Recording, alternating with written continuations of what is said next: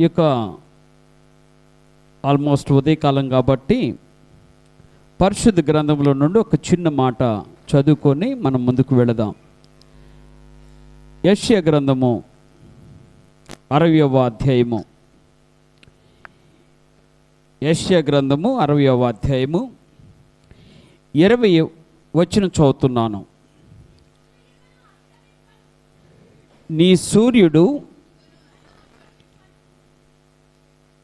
నీ సూర్యుడికను అస్తమింపడు, నీ చంద్రుడు క్షీణింపడు. యెహోవాయే నీకు నిత్యమైన వెలుగుగా ఉండును. నీ దుఃఖ దినములు సమాప్తములగును. చాలు. ఓకే, దేవుని స్తోత్రాలు. హల్లెలూయా. ఇక ఉదయకాల సమయంలో దేవుని యొక్క మాటను మనం జాగ్రత్తగా ఆలోచించేద్దాం.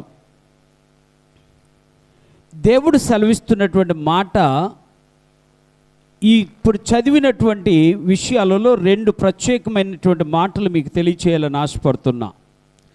మొదటి మాట, దేవాతి దేవుడు సెలవిస్తూ అంటాడు, నేను అనగా దేవుడు నీకు అనగా మనకు నిత్యమైన వెలుగుగా ఉండునుగాక. రెండవది, నీ దుఃఖ దినములో సమాప్తములగునుగాక అన్నాడు. ఈ మాటను మీరు మర్చిపోవద్దు. నీ దేవుడు నీ పట్ల చూపించిన ప్రేమకు గుర్తు ఏమిటంటే, నీ దేవుడు నీకు నిత్యమైన వెలుగుగా ఉండును. నీ దేవుడు నీకుతో సెలవిచ్చిన మాట ఏమిటంటే, నీ దుఃఖ దినములో సమాప్తముల అగును అన్నాడు. ఈ విషయాలను కనుక మీరు జ్ఞాపకం చేసుకుంటే, ఇశ్రాయేలీయులు భయంకరమైనటువంటి పరిస్థితుల్లో ఉండిపోయారు. యెషయా గ్రంథాన్ని రాస్తూ ఇశ్రాయేలీయుల్లో ప్రార్థించే వాళ్ళు కనిపించలే, దేవుని సన్నిధిని వెతికేవారు కనిపించలా, దేవుణ్ణి ఆరాధించేవారు కనిపించలా, దేవుని స్తుతించేవారు కనిపించలా. వారందరూ బొత్తిగా త్రోవ తప్పి దేవునికి అయిష్టమైన జీవితాన్ని జీవిస్తున్నారు. కానీ దేవుడు అంటాడు, నేను మీ కొరకు ఒక ప్రణాళిక కలిగి ఉన్నాను. దేవుడు ఆయనకున్న ప్రణాళిక నెరవేర్చాలని ఆశపడుతూ అంటాడు, అయ్యా మీరు ప్రార్థన చేస్తే నేను వినాలని ఆశపడుతున్నాను. ఏం చేస్తే? మీరు ప్రార్థన చేస్తే నేను వినాలని ఆశపడుతున్నాను. మీరు ప్రార్థన చేస్తే మిమ్మల్ని రక్షించాలని ఆశపడుతున్నాను.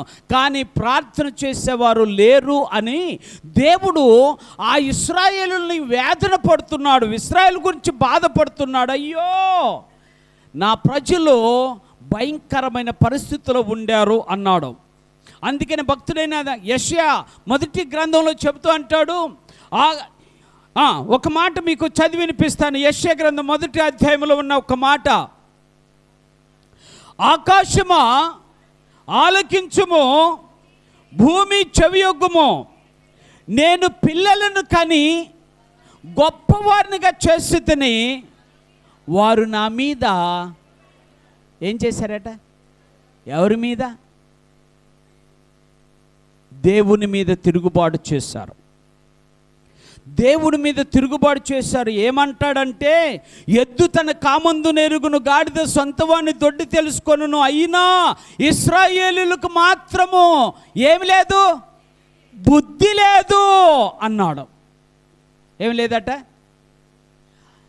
దేవుడు అంత పరిస్థితిలో ఉన్న ఇశ్రాయేలీయులకి ఒక గొప్ప ఆశీర్వచనం పలికించాడు.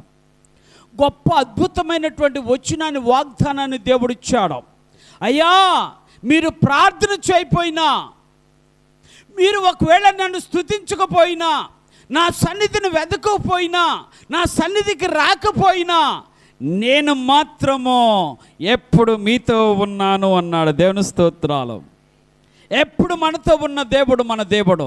అందుకే ఆయన అంటున్నాడు, ఈ ఉదయకాల సమయంలో నీ పరిస్థితులన్నీ సర్దుబాటు చేయాలి. నీ జీవితం అంతా సర్దుబాటు చేయాలి. నీ జీవితంలో ఉన్న అన్ని విషయాలలో దేవుడు నీకు సహాయకుడిగా ఉండాలి అని ఆలోచన చేసుకున్న దేవాతి దేవుడు మాట్లాడుతున్న ఆశీర్వచనం ఏమిటయ్యా అంటే, ఆయన నీకు నిత్యమైన వెలుగుగా ఉంటాడు. దేవుని స్తోత్రాలు.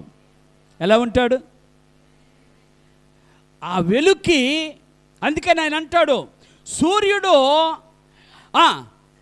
ఇక అస్తమించడు అంటే దాని అర్థం ఏమిటంటే సూర్యుడు ఎప్పుడు ప్రకాశిస్తూనే ఉంటాడు.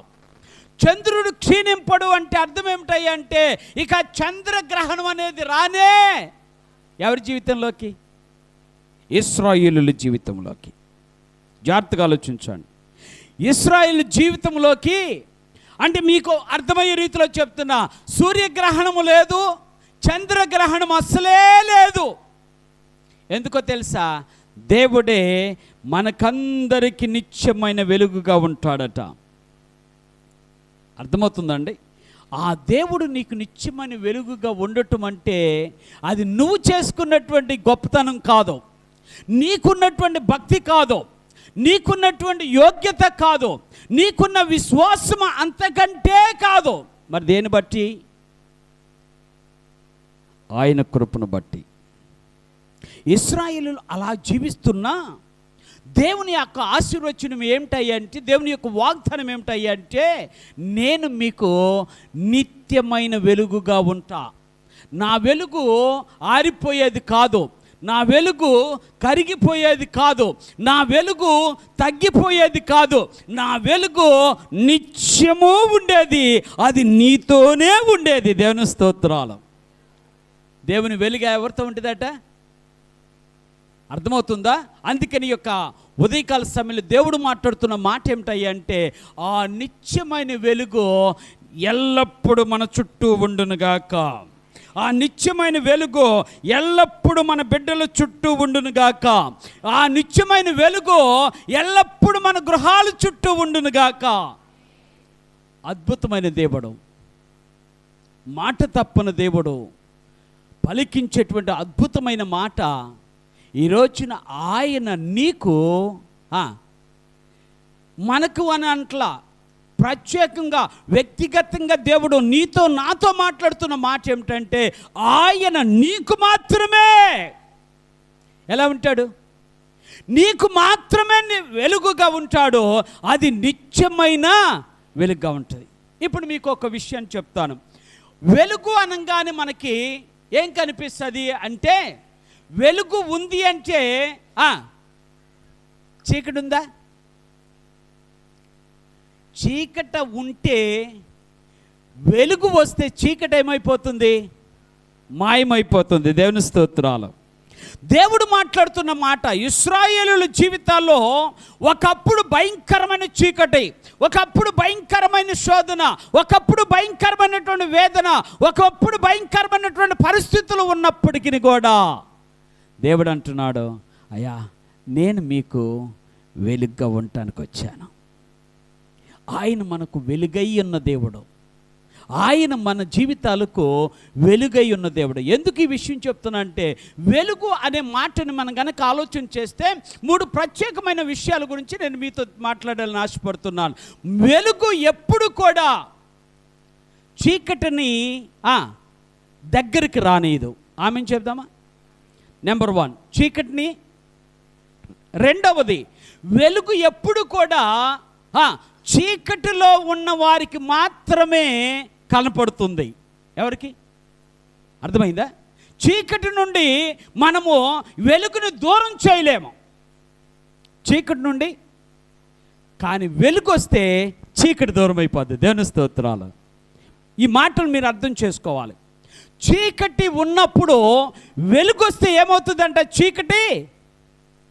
ఈ చీకటి నుండి బయటపడితే కానీ వెలుగు నీ సొంతం అవుతుంది. దేవుని స్తోత్రాలు. దేవుడు అదే మాట్లాడుతున్నాడు, నేను నిత్యమైన వెలుగుగా ఉండాలని ఆశపడుతూ ఆ దేవత దేవుడు 3 విషయాలు వెలుగుకు సూచనగా చెప్పాడు. మొదటి విషయం మీకు అందరికీ తెలిసినటువంటి సత్యము ఏమిటంటే, మోషే అరణ్యంలో గొర్రెలు కాచుకుంటున్నాడు. కాచుకుంటున్నటువంటి మోషేకి ఒక భయంకరమైనటువంటి పొద కనిపించింది. ఆ పొదలో మండుచున్నటువంటి పొద, అది మండుతుంది కానీ ఏం కాల.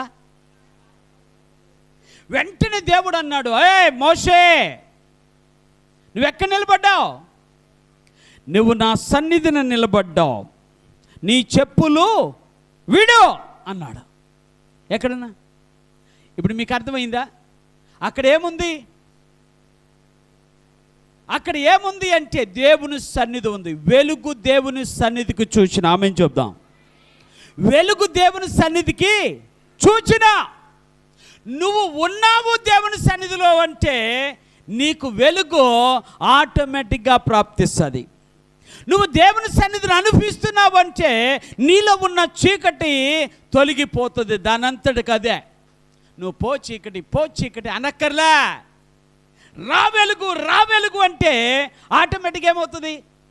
అందుకని మీకు చెప్తాను, ఎప్పుడు మీరు పాజిటివ్గా ఉండండి. నాకు ఇస్తాడు నా దేవుడు, నాకు చేస్తాడు నా దేవుడు, నా యందు నమ్మకం కలిగి ఉన్నాడు నా దేవుడు, నా జీవితాన్ని మారుస్తాడు నా దేవుడు, నా బ్రతుకును సరళం చేస్తాడు నా దేవుడు, నా అవసరతలు తీరుస్తాడు దేవుడు. ఎందుకంటే నేను ఆయన సన్నిధిలో ఉన్నాను. దేవుని స్తోత్రాలు. ఈ విషయం మీకు అర్థం కావాలి. నువ్వు ఆయన సన్నిధిలో ఉంటే ఆయన నీకు వెలుగుగా ఉంటాడు. ఆయన సన్నిధి నీకు వెలుగు కలిగిస్తుంది. మోషేకి పరిశుద్ధమైన వెలుగు ఆయన సన్నిధిలో ఉందని నిరూపించాడు. దేవుని స్తోత్రాలు. ఎవరి సన్నిధిలో ఉంది? దేవుని సన్నిధిలో ఏముందట? పరిశుద్ధమైన వెలుగు ఉందట. దేవుని సన్నిధిని చూపించాడు మోషేకి. ఇలా చెప్పుకుంటూ పోతే ఎంతోమంది దేవుని వెలుగును చూసిన వారు ఉన్నారు. దేవుని స్తోత్రాలు. మోషే దేవుని వెలుగును చూశాడు, పరిశుద్ధ స్థలము అని చెప్పాడు. యోసేపు దేవుని సన్నిధిని చూశాడు, పరిశుద్ధ స్థలం అని చెప్పాడు. యాకోబు దేవుని సన్నిధిని చూశాడు, ఇది పరిశుద్ధ స్థలము అన్నాడు.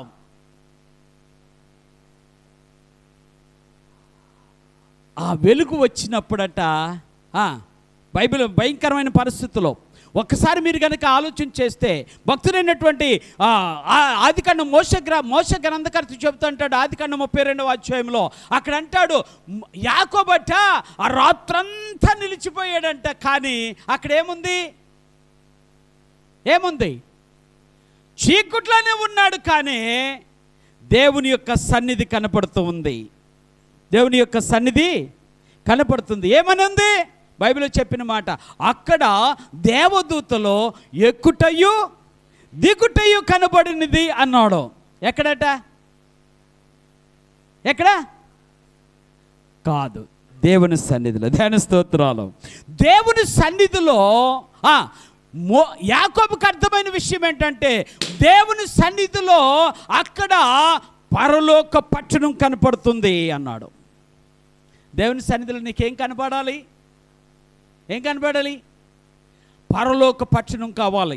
దేవుని యొక్క సన్నిధిలో ఉన్నప్పుడు, దేవుని యొక్క వెలుగు నిన్ను ప్రకాశిస్తున్నప్పుడు నువ్వు చూడవలసిన దర్శనం ఏమిటంటే, ఇదిగో నేను నా వారు పరలోకమునికి ఎక్కుతున్నాము దిగుతున్నాము.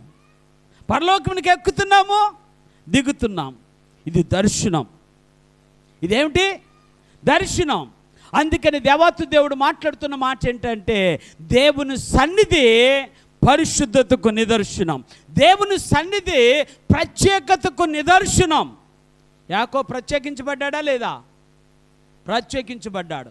అందుకని ఆ పరిశుద్ధ సన్నిధిని అనుభవించినటువంటి యాకోబు, మోషేలు ఏమంటున్నారంటే, నా దేవుని సన్నిధి నిత్యము నాతో ఉంది అన్నారు. దేవుని స్తోత్రాలు. నీ దేవుని సన్నిధి నీతో ఉంటే నీవు నిత్యమైన వెలుగులో ఉన్నట్టే. దేవుని స్తోత్రాలు. ఏమన్నట్టు? నిత్యమైన ఆయన వెలుగుగా ఉంటాడు. రెండో మాట చెప్తా అంటాడు అక్కడ. ఇంకొక మాట కూడా మీకు చదివి వినిపించాలని ఆశపడుతున్నాను. పరిశుద్ధ గ్రంథములో కీర్తనల గ్రంథము 27వ కీర్తన 1వ వచనం ఒకసారి చదువుతాను, మీకు జాగ్రత్తగా ఆలోచించేద్దాం.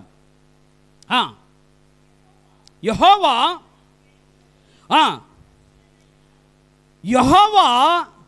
నాకు వెలుగును రక్షణ అయి ఉన్నాడో నేను ఎవరికి. ఇప్పుడు యెహోవా వెలుగు దేన్ని చూపిస్తుంది అనుకుంటున్నారు? మొదటిది దేవుని సన్నిధిని చూపించింది. రెండవది దేవుని యొక్క వెలుగు రక్షణకు సూచనగా కనపడుతుంది. అందుకే చెప్తా అమ్మా, మన జీవితాల్లో నేర్చుకోవాల్సిన ఒక సత్యం ఏమిటంటే, నువ్వు రక్షణ పొందితే ఏది జరిగినా దేవుని దగ్గర ఉంటావు. దేవుని స్తోత్రాలు. రక్షణ లేకపోతే, రక్షణ పొందకపోతే, దేవుని నమ్ముకోకపోతే, దేవుని సన్నిధిలో బాప్తిసం తీసుకోకపోతే నీ గమ్యమును నీకే అర్థం కాదు. అర్థమవుతుందా? నీ గమ్యము నీకే అర్థం కాదు. ఎక్కడికి వెళ్తావు అంటే, ఏమోరా, ఎక్కడికి వెళ్తున్నానో తెలియట్లేదురా. విచిత్రం చెప్పనా?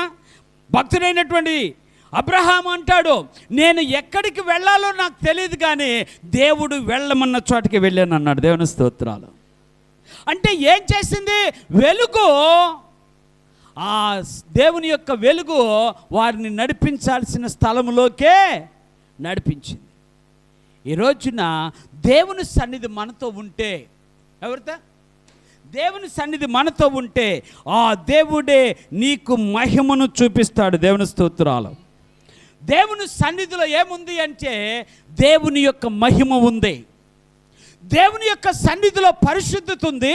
దేవుని యొక్క సన్నిధిలో రెండవది దేవుని మహిమ ఉంది. దేవుని మహిమ కన్నులారా చూశాడు. ఎవరు? దావీదు భక్తుడు కూడా. దావీదు భక్తుడు కూడా దేవుని మహిమను కన్నులారా చూశారు. ఇశ్రాయేల్ అందరూ భయపడుతుంటే ఏ చిన్నవాడైనా దావీదు అన్నాడో, నేను భయపడనయ్యా అన్నాడు. ఎందుకో తెలుసా? నా వెనుక నా దేవుడు నా పట్ల కార్యం చేయబోతున్నాడు అన్నాడు. దేవుని స్తోత్రాలు. వెలుగయ్యున్న దేవుడు నీ జీవితంలో ఏదొక దినాన నీకు మహిమనే చూపిస్తాడు. ఆమేన్ చెప్దాం. నీకు మహిమ కలుగుతుంది. నీకు మహిమ కలుగుతుంది. అంటే దీన్ని ఇంకో మాటలో చెప్పాలంటే షెకీనాను ఉపయోగించారు, ఇంకో మాటలో చెప్పాలని కబోర్డ్ అని ఉపయోగించారు. అంటే దాని అర్థం ఏమిటాయి అంటే, నీకు దక్కవలసిన గౌరవము, నీకు దక్కవలసినటువంటి పరువు, నీకు దక్కవలసిన ప్రతిష్ట అది దేవుని వలన మాత్రమే. అవునా కదా?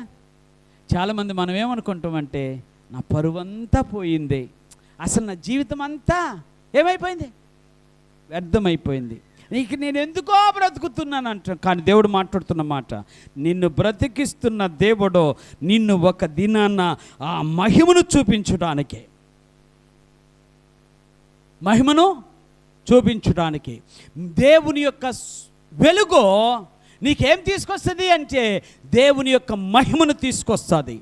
దేవుని యొక్క వెలుగు నీకేం తీసుకొస్తుంది అంటే దేవుని యొక్క పరిశుద్ధతను తీసుకొస్తుంది. పరిశుద్ధతను అది దేంట్లో ఉంది అంటే అది దేవుని సన్నిధిలో మాత్రమే ఉంది. దేవుని స్తోత్రాలు. మూడో మాట చెప్తా. భక్తుడైనటువంటి దావీదు అంటాడు, ఆయన సన్నిధిలో సంపూర్ణ సంతోషములు ఏమన్నాయట?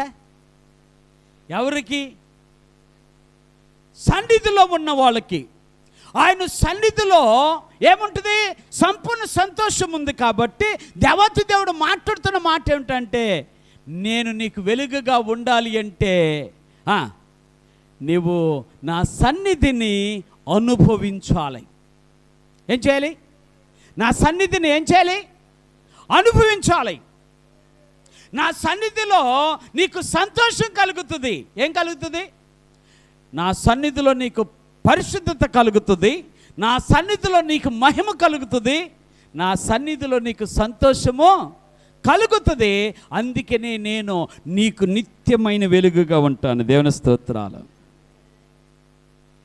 అందుకనే భక్తులు చాలామంది చెప్పే మాట ఏంటంటే, ఈ లోకంలో ఏది సంపాదించుకున్నా, ఓకే, ఏది సంపాదించుకున్నా చివరికి అది నీ దగ్గర ఉంటుందో ఉండదో నాకు తెలియదు, కానీ 3 మాత్రం ప్రత్యేకంగా నీకు ఎప్పుడు ఉంటాయి. మొదటిది దేవుడు నీకు ఎప్పుడు తోడుగా ఉంటాడు. ఏమ రైట్? రెండవది నీవు దేవుని జ్ఞానము నీకు ఎప్పుడు తోడుగా ఉంటుంది. జ్ఞానాన్ని దొంగిలించడం ఎవరి వల్ల కాదు. దొంగిలిస్తారా? జ్ఞానం పోదు, అది ఎప్పుడు నీతో ఉంటుంది. మూడవది, దేవుని మహిమ నీతోనే ఉంటుంది. దేవుని స్తోత్రాలు. ఈ మహిమని ఎవరు దొంగిలిస్తారా? ఎవరి వల్ల కాదు. ఎవరికైనా షేర్ చేయదని కుదురుదా? కుదరదు. ఎవరు దేవుని సన్నిధిని అనుభవిస్తారో వారే దేవుని మహిమతో నింపబడతారు. ఎవరు దేవుని సన్నిధిని అనుభవిస్తారో వారే దేవుని యొక్క పరిశుద్ధతతో నింపబడతారు. ఎవరైతే దేవుని సన్నిధిని అనుభవిస్తారో వారే సంతోష గానములతో ఆయన సన్నిధిని అనుభవిస్తారు. అర్థమవుతుందా? కాబట్టి ఇప్పుడు దేవుడు నాకు వెలుగుగా ఉంటే ఎంత ధన్యత. రైట్? దేవుడు నీకు వెలుగుగా ఉంటే ఎంత ధన్యత. దేవుడు నీకు వెలుగుగా ఉండాలని వాగ్దానం చేస్తున్నాడు. నేను నీకు నిత్యమైన, అర్థమైందా? లైట్లు ఆర్పేస్తే చీకటి వచ్చేస్తుంది, కానీ యేసయ్య సన్నిధి ఉంటే చీకటే నిత్యమైన వెలుగుగా ఉంటుంది. దేవుని స్తోత్రాలు. అర్థమవుతుందా? అది కావాలి. అందుకని దేవుడు మాట్లాడుతున్న మాట, ఆ నిత్యమైన వెలుగు నీ జీవితంలో నా జీవితంలో ఉండాలి అంటే అది తప్పనిసరిగా మనం దేవుని సన్నిధిని నిత్యము అనుభవించాలి. నిత్యము అనుభవించాలి. రెండో మాట కూడా మీకు ఒక వచనాన్ని చదివి వినిపిస్తాను. పరిశుద్ధ గ్రంథంలో సామెతల గ్రంథము 4వ అధ్యాయం 18వ వచనం ఒకసారి చదువుతాను. సామెతల గ్రంథము 4వ అధ్యాయం 18వ వచనం. పట్టపగలు వరకు వేకువ వెలుగు తేజరిల్లినట్లు నీతిమంతుల మార్గము అంతకంతకు తేజరిల్లిన. దేవుని స్తోత్రాలు. దేవుని సన్నిధితో పాటు దేవుడు కోరుకున్నటువంటి రెండవ విషయం ఏమిటంటే, నీకు వెలుగై ఉన్న దేవుడు నిన్నట నీతిమంతునిగా మారుస్తాడట. దేవుని స్తోత్రాలు. ఎలా మారుస్తాడు? ఇప్పుడు మిమ్మల్ని అడుగుతాను, మీలో ఎంతమంది నీతిమంతులు చేతులు ఎత్తరా? సస్తే ఎత్తం. విషయం మీకు తెలియదు కదా. అయితే ఇప్పుడు చెప్తున్నా, జాగ్రత్తగా ఆలోచించాలి. మీలో ఎంతమంది యేసు ప్రభు నమ్ముకున్నారు? చేతులు ఎత్తరా? అదేంటి? యేసయ్య నమ్ముకున్న మీకు నీతి రాలేదా? నీతి వచ్చింది, మీరు గ్రహించలే. ఆమేన్ చెప్దాం. నీతి ఉంది. దేవుడు నిన్ను నీతిమంతుడిగా తీర్చాడు. దేవుడు నిన్ను నీతిమంతుడిగానే లెక్కిస్తున్నాడు. దేవుడు నీతిమంతుడు అని భావిస్తున్నాడు. కానీ నీకేం అర్థం కాలే? నేను నీతిమంతుడినని అర్థం కాల. ఎందుకో తెలుసా? ఒక పక్క చీకటి నిన్ను ఆవరించి ఉందేమో. వెలుగున్నటువంటి స్థలములో ఒక ప్రక్క వెలుగుంది, ఇంకో ప్రక్క దీని రెండిటి మధ్య నేను అసలు వెలుగులో ఉన్నానా చీకట్లో ఉన్నానా సందిగ్ధంలో ఉన్నాం. కానీ దేవుడు అంటున్నాడు, అందుకని బైబిల్లో చెప్పిన మాట, అబ్రహాము దేవుడిని నమ్మెను, అది అతనికి. మరి అన్నీ చెబుతారు బాగానే ఉంది, కానీ నీతిమంతులం అంటే నమ్మరు. ఇప్పుడు చెబుతా, మీకు అర్థమైంది. ఇప్పుడు నేను నా శరీరాన్ని కప్పుకోవటానికి నేను ఈ డ్రెస్ వేసుకున్నాను కదా, నా శరీరం కనపడకుండా ఉండటానికే కదా. మీకు అర్థమైందా? ఈ శరీరం కనపడకుండా ఉండటానికి నేనేం వేసుకున్నా? షర్ట్ ప్యాంట్ వేసుకున్నా. అలాగే నా పాపం కనపడకుండా ఉండటానికి నా ప్రభువు నన్ను ధరించుకున్నాడు. దేవుని స్తోత్రాలు. అర్థమవుతుందా మీకు? ఇప్పుడు నా పైన ఎలాగైతే నాకు షర్ట్ ఉందో, ఇప్పుడు నా దేవుడు నాకు నీతి అనేటువంటి ఆ పై వస్త్రాన్ని ధరింపచేశాడు. దేవుని స్తోత్రాలు. అందుకని మీకు ఎప్పుడు చెప్తున్నా, మీరు ఎప్పుడైనా ఆలోచన చేసినప్పుడు, నేను నా దేవుని దృష్టిలో నీతిమంతుడిని. మనుషుల దృష్టి అవసరంలే. మనుషుల దృష్టి ఎందుకు అవసరం లేదని చెప్తున్నాను తెలుసా? ఇప్పుడు నువ్వు మంచిగా ఉంటే చాలా మంచోళ్ళు అంటారు. ఏదైనా చిన్న పొరపాటు చేస్తే ఎంత చెడ్డదో అంటారు. కానీ నా యేసు అలాంటి వాడు కాదు. నీకులాగా మాట మార్చేవాడు కాదు, నీకులాగా మనసు మార్చుకునేవాడు అంతకంటే కాదు. ఒక్కసారి ఆయన బిడ్డగా నువ్వు వచ్చినప్పుడే నా దేవుడు మాట్లాడుతున్న మాట ఏమిటయ్యా అంటే, నీవు నన్ను నమ్మిన రోజునే నా నీతి నీకు ఇచ్చాను అన్నాడు. దేవుని స్తోత్రాలు. నన్ను నమ్మిన రోజున నా నీతి నీపైన ఆపాదించాను, నీతి వస్త్రాన్ని నీకు తొడిగించాను. నువ్వు ఎప్పటికీ నా దృష్టిలో నీతిమంతుడవే. ఎప్పటికీ. ఎవరు రక్షించబడిన వారు, ఎవరు యేసు ప్రభుని నమ్ముకున్నవారు, ఎవరు దేవుని సన్నిధిలో గడుపుతున్నవారు, ఎవరు దేవుని ఆరాధించేవారు, ఎవరు నీతిమంతులు? ఇప్పుడు చెప్పండి, మనం నీతిమంతులమా కాదా? ఒక్కసారి చేతులెత్తి దేవుని స్తుతిద్దాం. దేవుడు నన్ను నీతిమంతుడిగా మార్చాడు. నా గొప్పతనం కాదు, నా విశ్వాసం కాదు, కానీ ఆయన కృప నన్ను ఏం చేసింది? చీకట్లో ఉన్న నన్ను వెలుగులోనికి నడిపించి నీతి అనేటువంటి వస్త్రాన్ని ధరింపచేసి నన్ను పరిశుద్ధుల మధ్య నిలబెట్టింది. దేవుని స్తోత్రాలు. ఎవరి మధ్య? ఇక్కడే కాదు, ఇక్కడ పరిశుద్ధులే కాదు. మనకున్న దరిద్రం ఏంటయ్యా అంటే, ఆమె గురించి నువ్వే చెప్తున్నావులే అయ్యా అంటుంది.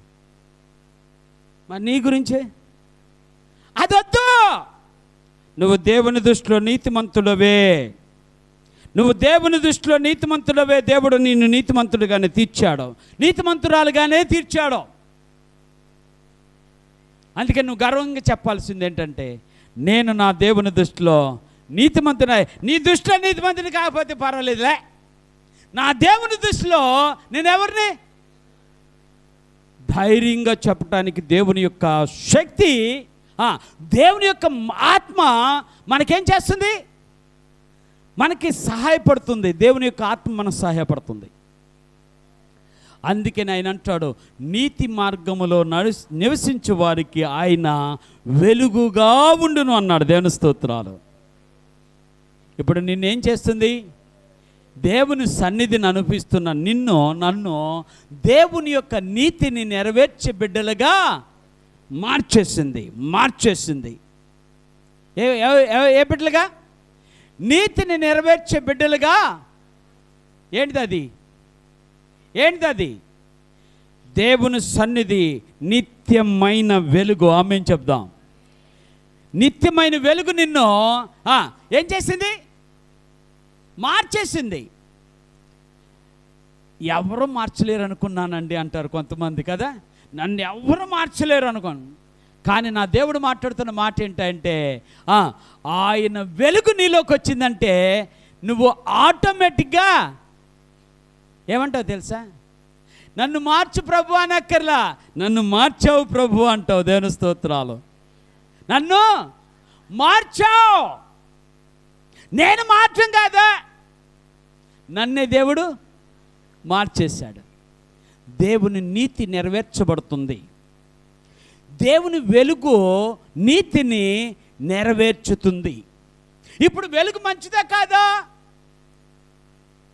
కానీ మనం ఏమనుకుంటాం? అదొక్కటి చెప్పమా కైగారా, ఎలుగులో ఉంటాం. ఏముంటాం? ఎలుగులో ఎంతసేపు ఉంటాం? అప్పుడప్పుడన్నా వద్దు. నా దేవుడు నిన్ను వెలుగులోనే ఉంచాడు, వెలుగులోనే ఉంచుతాడు, వెలుగునే ఉంచుతాడు. వెలుగు నిత్యమైన వెలుగుగా ఉంటాడు. కాబట్టి నువ్వేం చేయాలంటే, ఒక్క మాటలో చెప్పాలంటే ధైర్యముగా కళ్ళు పెద్దవి చేసి, నా దేవుడు నన్ను నీతిమంతుడిగా చేశాడు. దేవుని స్తోత్రాలు. నన్ను అని చెప్పాలి. ఇంకొక మాట చదువుతాను, మీకు అర్థమవుతుంది బాగా. పరిశుద్ధ గ్రంథంలో 97వ కీర్తనలో కూడా ఒక మాట చదివి నేను త్వరగా ముందుకు వెళతాను. 97వ కీర్తన 11వ వచనం చదువుతున్నాను.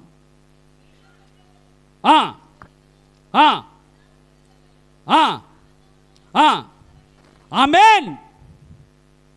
ఏంటాడా? నీతిమంతుల కొరకు ఏముంది? యథార్థవంతుల కొరకు.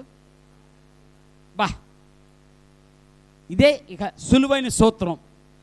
నీకు వెలుగు ఉంది అంటే, నా దేవుడు నీకు నిత్యమైన వెలుగుగా ఉన్నాడు అంటే నీకేం కలుగుద్ది? ఆనందం కలుగుద్ది. ఆనందం కలుగుద్ది. ఇప్పుడు నిన్ను కనుక ప్రశ్నించాను అనుకోండి, ఎంతమంది ఆనందం ఉందంటే, ఆనందం ఏమో కానీ అండి, ఆవేదన మాత్రం అధికంగానే ఉంది. ఈరోజున దేవుడు మాట్లాడుతున్న మాట, దేవుడు నీకు ఆనందాన్ని కలుగు చేయటానికే ఆయన పరలోకము నుండి భూమి మీదకి దిగివచ్చి ఆయన నీకు నిత్యమైన వెలుగుగా ఉన్నాడు. దేవుని స్తోత్రాలు. ఆ నిత్యమైన వెలుగును నువ్వు అనుభవించడం మొదలేస్తే నువ్వు ఎల్లప్పుడూ ఆనందముగానే ఉంటావా? ఉంటావు. అనుభవించండి. నేను చెప్తున్నా, అనుభవించండి. దేన్ని? ఆనందాన్ని. ఆనందం అనుభవించాలంటే ఏముండాలి? దేవుని సన్నిధి నీతో ఉండాలి. ఆ దేవుని సన్నిధి ఎలా ఉండాలి అంటే నిత్యమైన వెలుగుగా ఉండాలి. దేవుని స్తోత్రాలు. అందుకనే ఇశ్రాయేలీయులు భయంకరమైనటువంటి పరిస్థితిలో ఉంటే దేవుడు అన్నాడట, నేను ఈ మాటను ఇంగ్లీష్లో రాసుకున్నా, మీకు అర్థమవుతుంది ఆ మాట. అదేంటంటే, God has given small gap, he never nap అని పెట్టుకున్నా. అర్థమైంది మీకు? చిన్న మాట అది. భలే నాకు ఆశ్చర్యం వేసింది. ఏంటంటే, God has given a small gap, he never nap. దానికి రెండు ఒకే అక్షరం తేడా వస్తుంది. అది గ్యాప్ అంటే జిఏపి గ్యాప్, న్యాప్ అంటే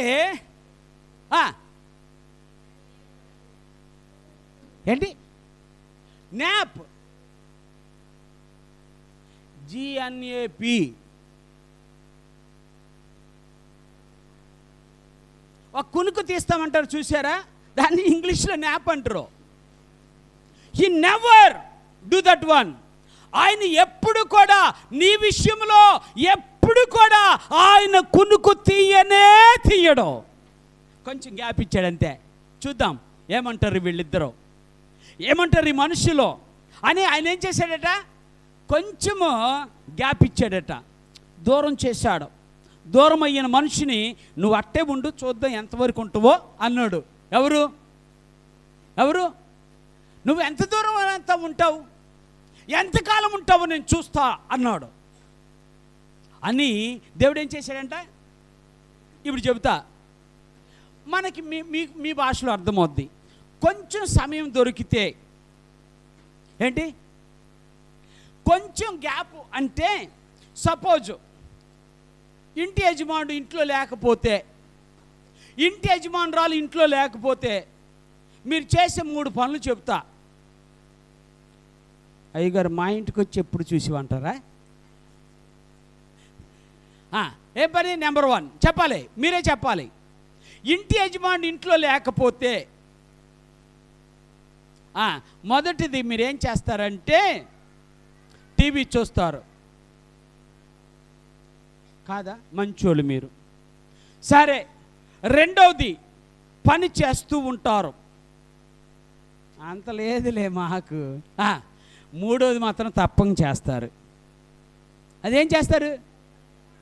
కాదా? చెయ్యరా? చిన్న అవకాశం దొరికితే చాలు, దాని దుంపదే కాదు పలుగోమని వచ్చేస్తుంది. ఎక్కడికి? నిద్ర ఎక్కడికి వచ్చేస్తుంది? ఎంత స్పీడ్గా వస్తుందంటే నిన్ను తీసుకెళ్ళి తలకాయ ఠాక్కును కొట్టే దాకా వస్తుంది. అది ఎక్కడ? ఎదురు దాని మీద. అవునా? కానీ నా యేసయ్య నీ పట్ల ఉన్న ఎంత అద్భుతమైనటువంటి వెలుగు అని నిరూపించడానికి ఆయన కొంచెం గ్యాప్ ఇచ్చాడట, కానీ ఆయన ఎప్పుడు కునుకు తీయలేదట. దేవుని స్తోత్రాలు. గ్యాప్ తీస్తే, నీకు గ్యాప్ వస్తే నువ్వు కునుకు తీస్తావు, కానీ నా యేసయ్య గ్యాప్ వస్తే కునుకు తీయలా. ఏంటో తెలుసా? ఏదొక విధంగా వీళ్ళని వెలుగులోనికి నడిపించాలి, వీళ్ళని నా సన్నిధికి నడిపించాలి, వీళ్ళని నీతిమంతులుగా మార్చాలి, వీళ్ళని యథార్థవంతులుగా మార్చాలి, వీళ్ళకి ఆనందాన్నే కలిగించాలి. ఆనందాన్నే ఎవరికి ఉన్నది ఆ ఆలోచన? నా యేసయ్యకు ఉంది. నిజం చెప్తున్నా, నా యేసయ్యకు ఉంది. నా యేసయ్యకి నీ పట్ల ఈ ఆలోచన తప్ప వేరే ఆలోచన. చీకట్లో ఉన్నాడా, ఉన్ని దుంపతేగా ఎంతకాలం ఉంటాడు, ఉన్ని అల్లే నడిపించాలి, చీకట్లో నుంచి తప్పించాలి. నీతి లేకుండా బ్రతుకుతాడా వీడు, ఉన్ని అంటలా నీతిలోకి నడిపించాలి అన్నాడు. నీతిలోకి నడిపించాలి. ఎంతకాలం వీడు పాపంలో ఉంటాడు అన్లా, పాపంలో నుండి వాడిని ఏదో ఒక విధంగా బయటికి రప్పించాలన్నాడు. That is the love of Christ, that is the love of God, that is the love of the Holy Spirit, that is the love of the word that is spoken by the Lord. అదే దేవుని యొక్క మహావాక్యము, అది నిన్ను నన్ను బ్రతికించేది. దేవుని స్తోత్రాలు. అర్థమవుతుందా? రెండో మాట చెప్పాడు బైబిల్లో చెప్పిన రెండవ ఆశీర్వచనం ఏమిటో తెలుసా? దేవుడు అన్నాడు, మొదటి ఆశీర్వచనం, ఆయన నీకు నిత్యమైన వెలుగుగా ఉండును. నీకే, మనకని పెట్టొద్దు. ఓకే, ఇది వ్యక్తిగతమైన అనుబంధము, వ్యక్తిగతమైన సంబంధము, వ్యక్తిగతమైన అనుభవము, వ్యక్తిగతమైనటువంటి ఆలోచన, వ్యక్తిగతమైన ఆశీర్వచనం. ఆయన నీకు మాత్రమే నిత్యమైన వెలుగుగా ఉంటాడు. రెండోది అంటాడు, నీ దుఃఖ దినములో, చప్పట్లు కొట్టి దేవుని స్తుతించాలి, నీ దుఃఖ దినములో ఏమైపోయినాయట? నీ దుఃఖ దినములు సమాప్తమైపోయినాయి అన్నాడు. ఆ మాట నాకెంత ఆనందాన్ని ఇచ్చిందో తెలుసా? దేవుడు నాతో మాట్లాడినప్పుడు మహా ఆనందం కలిగింది. ఎందుకో తెలుసా? నా దుఃఖ దినములో సమాప్తమైపోయింది. దేవుని స్తోత్రాలు. ఇప్పుడు చెబుతా, మీకు అర్థమవుద్ది. ఇశ్రాయేలీలు 470 సంవత్సరాలు ఐగుప్తు దేశంలో ఉన్నారు. ఎక్కడ? ఎన్ని సంవత్సరాలు అంటే ఆల్మోస్ట్ మన భాషలో చెప్పాలంటే 3-4 తరాలు అక్కడే ఉన్నాయి. ఆనందమా? ఆనందంగా ఉన్నారా? భయంకరమైన కఠినమైన దాస్యాన్ని వారు జీవితంలో అనుభవించారు. కానీ దేవుడు అన్నాడు, మోషే, నా ప్రజలైన ఇశ్రాయేలీల మొర నేను ఆలకించానన్నాడు. దేవుని స్తోత్రాలు. ఇప్పుడు ఆ దుఃఖ దినాలు ఏమైపోయినాయి? 470 సంవత్సరాలు మాయమైపోయాయి. ఓ ఇశ్రాయేలీయులారా, మీరు ఇక బానిస బ్రతకాల్సిన అవసరత లేదు. మిమ్మల్ని విమోచించడానికి దేవుడే దిగొచ్చాడు. దేవుని స్తోత్రాలు. దేవుడే దిగొచ్చాడు. ఇలా చెప్పుకుంటూ పోతే ఎంతోమంది భయంకరమైనటువంటి వేదన అనుభవించారు, భయంకరమైన కష్టాన్ని అనుభవించారు, కన్నీరులను అనుభవించారు. కొంతమంది అయితే 30 దినాలు, కొంతమంది అయితే 7 దినాలు, కొంతమంది అయితే 40 దినాలు, కొంతమంది అయితే 70 దినాలు. ఇశ్రాయేలీలైతే 470 సంవత్సరాలు ఐగుప్తులో ఉన్నారు, 70 సంవత్సరాలు బాబులోనులో బానిసత్వంలో బ్రతికారు. వారి దుఃఖ దినాలు సమాప్తమైనయా లేవా? ఆమేన్ చెప్దాం. వారి దుఃఖ దినాలు సమాప్తమైనాయి. 7 రోజులు కన్నీరు పెట్టినటువంటి ఇశ్రాయేలీలో యాకోబు కొరకు కన్నీరు పెట్టారండి. మీరు ఒకసారి అవచ్చును చదువుతాం, మీకు అర్థమవుతుంది. పరిశుద్ధ గ్రంథంలో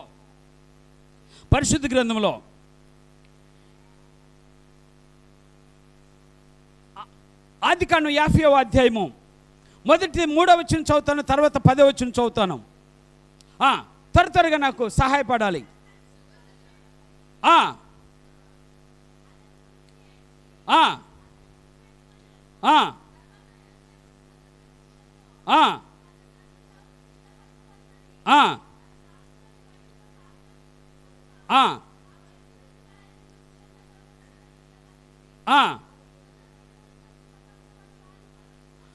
పదవచనం చదువుతున్నాను.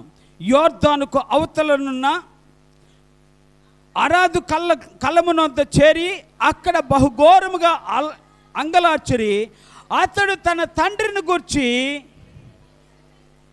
ఎన్ని దినాలు? 7 దినాలు. ఇంకొక మాట కూడా చదువుతాం, మీకు అర్థమవుతుంది. అది 3వ వచనం చదువుతున్నాను, జాగ్రత్తగా ఆలోచించేద్దాం.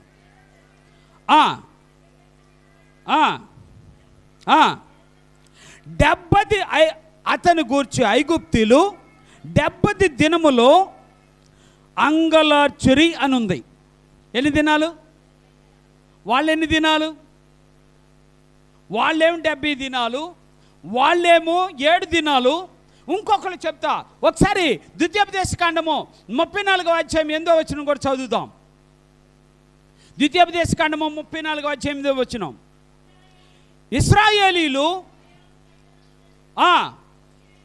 మోషేను బట్టి 30 దినములో చాలు. ఎన్ని దినాలు? ఇప్పుడు మీకు అర్థమైంది కదా ఎన్ని దినాలు? ఒకరేమో 7 దినాలు, ఒకరేమో 30 దినాలు, ఒకరేమో 70 దినాలు. మోషే అరణ్యంలో అక్కడుండి 40 దినాలు, ఐగుప్తు దేశంలో ఇశ్రాయేలులో 470 దినాలు, బబులోను దేశంలో యూదులందరూ 70 సంవత్సరాలు భయంకరమైన దుఃఖాన్ని అనుభవించారు. దేవుని స్తోత్రాలు. ఊరుకున్నాడా?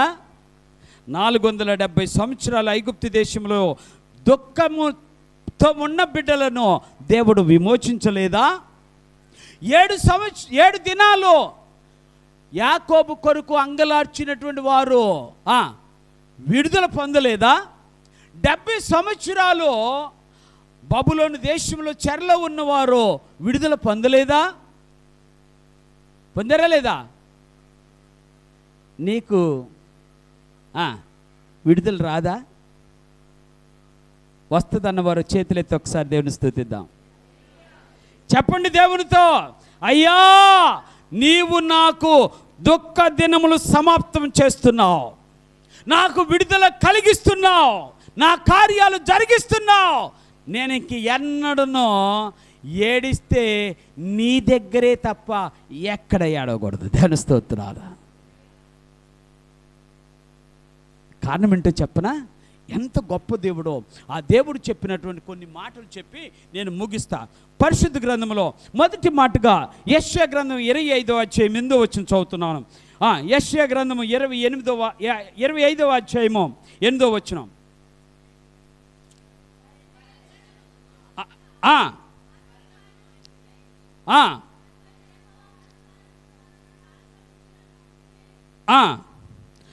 ఆయన ప్రభు అయిన యెహోవా ప్రతి వాని ముఖము మీద బాష్ప బిందువును ఏం తుడిచివేస్తాడంట?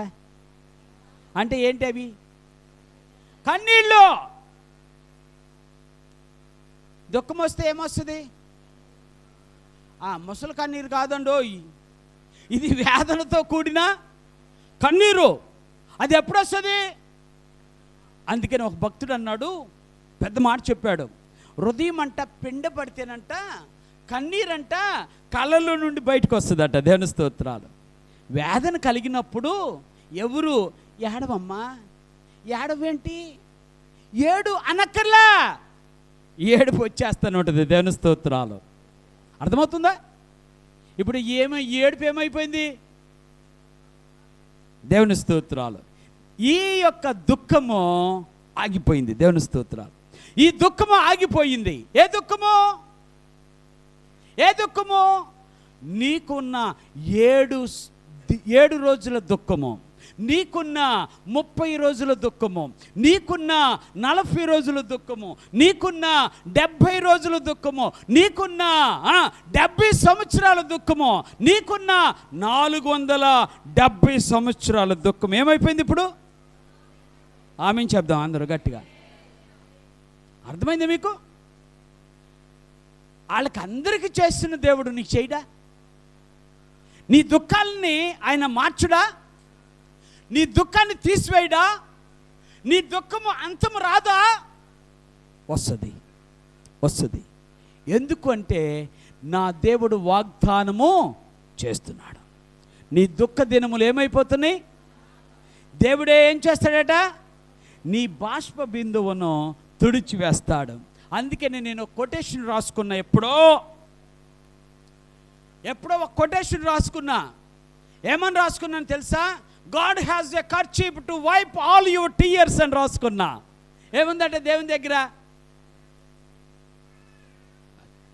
తెలుగు చెప్పొచ్చుగా, మీకే నేనేదో ఇంగ్లీష్ లాగా చెప్పా, మీరు ఇంకా ఇంగ్లీష్ లాగా చెప్తున్నారు.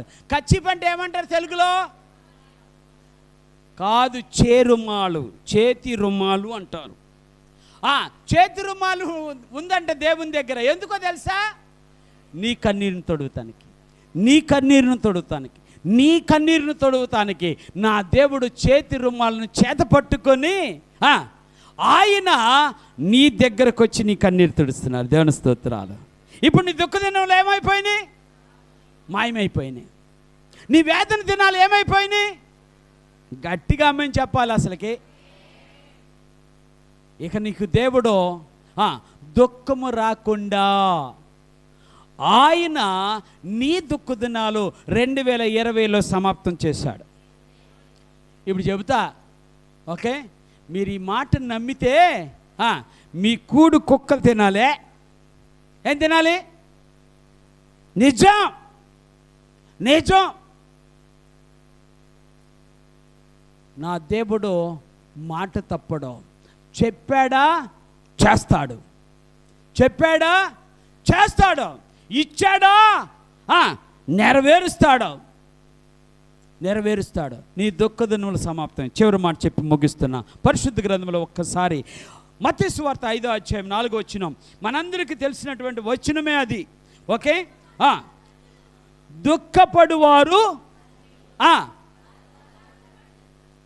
ఎవరు వీళ్ళు?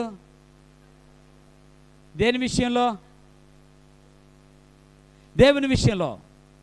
దేవుని విషయంలో దేవుడు అదే చెప్తున్నాడు. దుఃఖపడువారు ధన్యులు.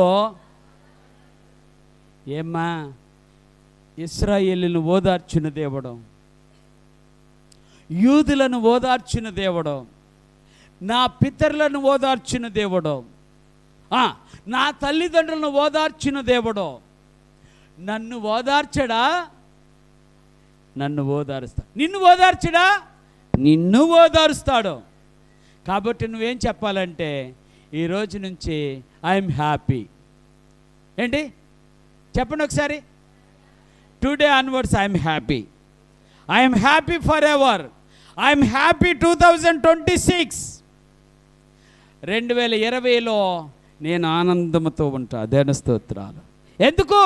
నా దేవుని వాగ్దానము నా దుఃఖ దినములో అన్నీ సమాప్తమైపోయాయి. ఆ మాటను మీరు మనసులో పెట్టుకోండి. ఒక భక్తుడు రాసిన ఒక చిన్న పాట, ఒక కోరస్ లాగా పాడతా. భయము చెందకు భక్తుడా, ఈ లోక ఛాయలు చూసినప్పుడు. భయము చెందకు భక్తుడా, ఈ లోక ఛాయలు చూసినప్పుడు. భయము చెందకు నీవు, దిగులు చెందకు నీవు. భయము చెందకు నీవు, దిగులు చెందకు నీవు. జీవమిచ్చిన యేసయ్యున్నాడు. ఓ భక్తుడా, జీవమిచ్చిన యేసయ్యున్నాడు. జీవమిచ్చిన యేసయ్యున్నాడు. ఓ భక్తుడా, జీవమిచ్చిన యేసయ్యున్నాడు. ఏం చేస్తావు? ఏం చేస్తావు? జీవమిచ్చిన యేసయ్య నీతో ఉన్నాడు. ఆయన నీకు నిత్యమైన వెలుగుగా ఉన్నాడు. ఆయన నీ దుఃఖ దినములను సమాప్తం చేశాడు. అందుకనే భయము చెందవద్దు, భీతి చెందవద్దు, దిగులు పడవద్దు. దేవుని యొక్క సన్నిధిని నిత్యము ఆనందించు. ఆ కృప దేవుడు మనకందరికి దయచేయనుగాక. ప్రభు సన్నిధిలో చిన్న ప్రార్థన చేద్దాం. ప్రభు వల్ల సమీపిస్తున్నాం. దేవుని అడుగుదాం. ఈ యొక్క ఉదయకాల సమయంలో, అయ్యా, నీ సన్నిధిని అనుభవించే మహా గొప్ప భాగ్యం నాకు, నా బిడ్డలకు దాయిచ్చే. ఏ విషయము కూడా నీ సన్నిధిని అనుభవించకుండా అడ్డుపడే శక్తులు నా ముందు ఉండటానికి వీల్లేదు.